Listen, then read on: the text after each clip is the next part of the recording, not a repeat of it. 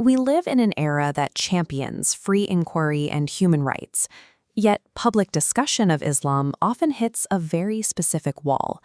Criticizing its texts is frequently treated as a cultural taboo, or even legally pursued as religious vilification. So, what if we adjust our lens? What happens when we stop evaluating Islam strictly as a traditional religion of spiritual enlightenment and instead test its foundational texts against the sociological mechanics of a cult? To do this, we need an objective framework. Dr. Yanya Lalich, a sociologist specializing in high control groups, outlines 4 core criteria for a cult: an absolute, unquestioning commitment to the leader, the punishment of doubt and dissent, extreme elitism with dual ethical standards, and a pervasive psychology of fear.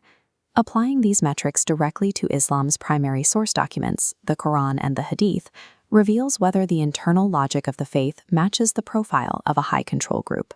If these foundational texts consistently trigger these criteria, the entire system functions as a mechanism for total coercion. A hallmark of high control groups is the immediate punishment of doubt and the absolute prohibition of departure. In classical Islamic law, the punishment for apostasy, abandoning the faith, is execution. There is no dispute among classical Muslim scholars on this mandate. Leaving the religion requires the death penalty. In a standard religious organization, members can transition to another faith or step away entirely without facing violent retaliation from authority.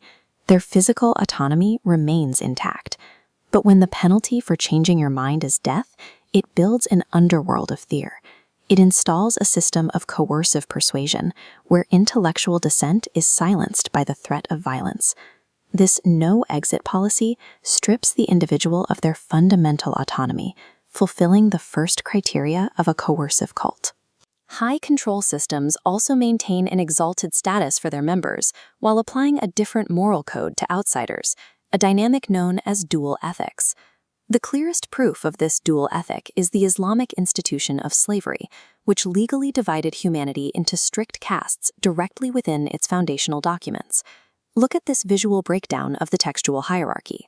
The Quran, specifically in Surah 1676, sets up a parable directly distinguishing the free, righteous master from the slave, classifying the enslaved human as dumb, powerless, and a wearisome burden. The prophetic model expanded on this by formalizing the capture and enslavement of non-combatants. According to Islamic jurisprudence, these human beings were classified as merchandise, bought and sold in accordance with the sale of livestock. The texts also detail explicit sexual subjugation.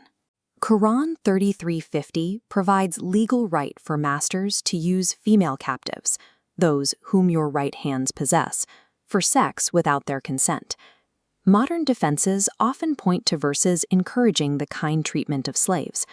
However, the strict legal rules found in the Hadith, such as Bukhari 3:34-362, dictate the physical whipping of disobedient slave girls, allowing the master to beat them and sell them.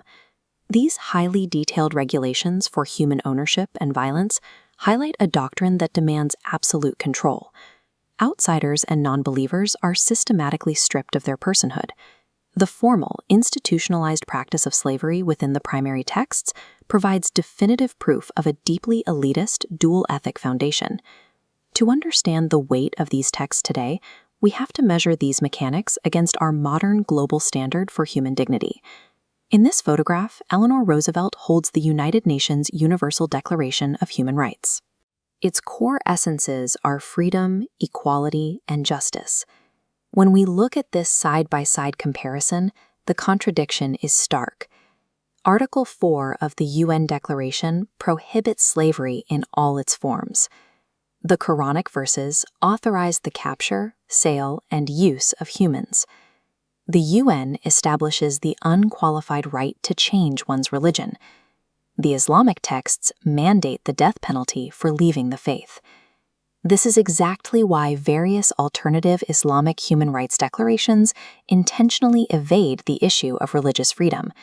Their foundational doctrine simply does not permit it.